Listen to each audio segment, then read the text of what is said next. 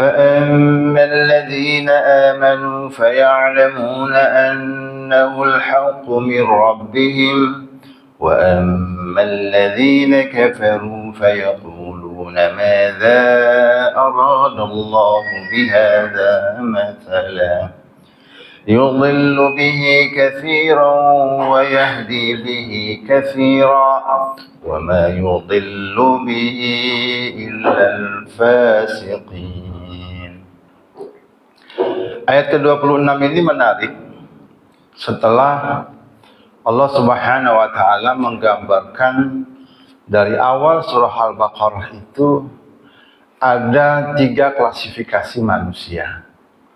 Di ayat pertama sampai dengan ayat yang ke-20, ayat yang ke-5 itu digambarkan manusia yang pertama yaitu orang-orang yang bertakwa. Lalu digambarkanlah ciri-cirinya itu orang-orang yang bertakwa. Lalu kemudian ada 2 ayat berikutnya tentang orang-orang kafir. Innal ladzina kafaru sawa'un 'alaihim. Orang kafir pokoknya udah tertutup lah, mau dikasih peringatan atau enggak ya sudah, dia pasti enggak beriman. Itu orang kafir. Nah, yang ketiga digambarkan tentang orang-orang munafik. Cuman enggak disebutkan namanya, ini menarik di sini. Enggak disebutkan, kalau mutakin disebutkan langsung. Orang kafir disebutkan langsung namanya. Hudan lil muttaqin ciri-cirinya. Innal ladzina kafaru ciri-cirinya. Orang munafik enggak dikatakan, tapi wa minan nas, ada di antara kita. Nah, itu. Itu orang-orang munafik dari ayat ke-8 sampai ayat ke-20. Nah, setelah itu Allah Subhanahu wa taala tidak menggambarkan klasifikasi berikutnya. Tapi ketika masuk di ayat 26, ternyata ada klasifikasi manusia yang keempat, yaitu orang-orang fasik. Nah, gitu. Nah, ini menarik. Jadi ada orang munafik dan orang fasik. Ya. Orang fasik ini digambarkan setelah Allah Subhanahu wa taala berbicara mengajak kita semua untuk mengabdi kepada Allah. Lalu digambarkan bagaimana Al-Qur'an itu enggak ada tandingannya, bahkan ditantang siapa yang bisa buat Al-Qur'an. Digambarkan tentang surga neraka. Baru kemudian bicara tentang orang fasik. Jadi para ulama ya rahimahumullah itu menggambarkan klasifikasi yang keempat ini yang perlu kita waspadai, yaitu bisa jadi kita ada di dalamnya, ya, yaitu mereka-mereka yang sudah kenal agama, sudah beragama dengan baik, ya, tahu ya mana yang benar, mana yang salah, sudah membersamailah dalam ajaran ini, tapi tiba-tiba bisa tergelincir masuk kepada yang fasik, ya. Jadi sudah diwaspadai ini dari yang sebelumnya nih, orang-orang munafik. Ya, kalau orang munafik memang sudah dasarnya, ya, dasarnya memang dia nipu Allah, ngaku beriman, ada di antara kita, tapi dasarnya memang nggak beriman. Itu orang munafik. Nah, orang fasik ini dasarnya beriman. Ya, ini dasarnya beriman karena sudah dikatakan ya ayuhan nasu ubudu rabbakumul ladzi khalaqakum wal ladzina min qablikum.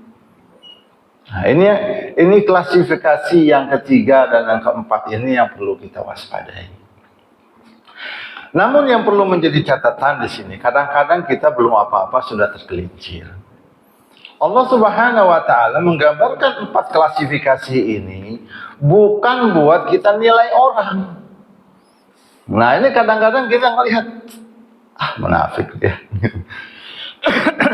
Al-Qur'an ini kitab tuntunan. Ya, jadi klasifikasi itu fungsinya supaya kita evaluasi diri kita ada di mana dan terus kemudian membenahi diri. Tapi yang sering terjebak, kita memahami klasifikasi ini kita buat nilai orang. Kapan Anda diangkat jadi panitia untuk nilai orang?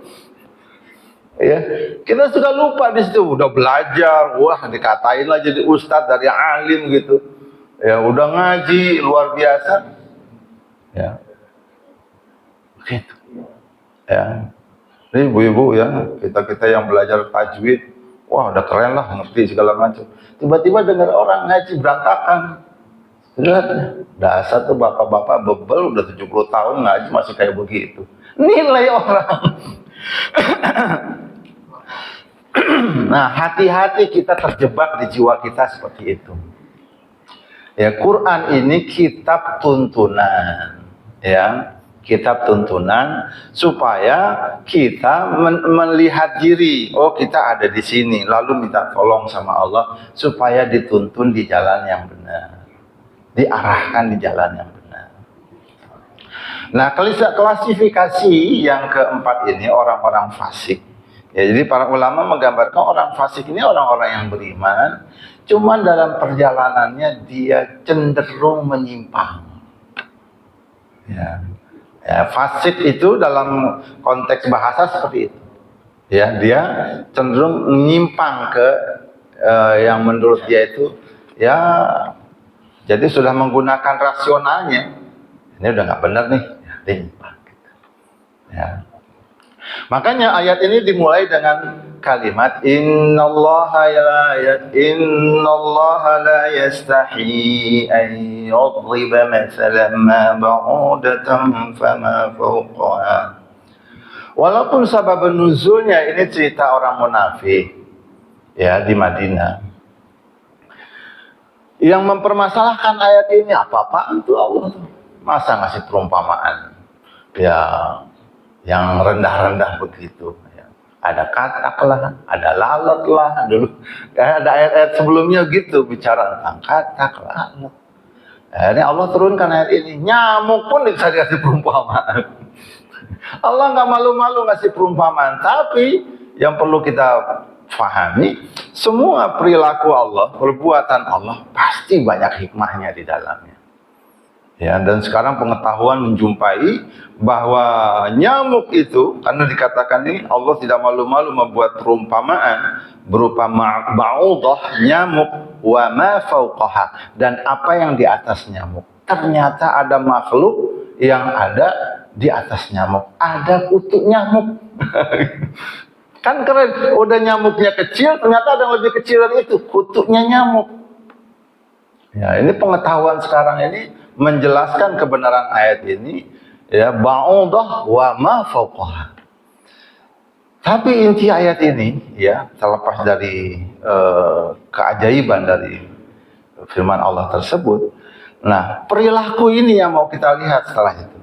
فَأَمَّا الَّذِينَ آمَنُوا فَيَعْلَمُونَ أَنَّهُ الْحَقُّ مِنْ رَبِّهِمْ. Adapun orang-orang beriman, setiap kali dia mendengar perintah Allah, setiap kali dia mendengar ayat Allah, mau paham nggak paham, ya udah dia yakin itu adalah perintah Allah. Shadaqallahul adzim. Maha benar Allah.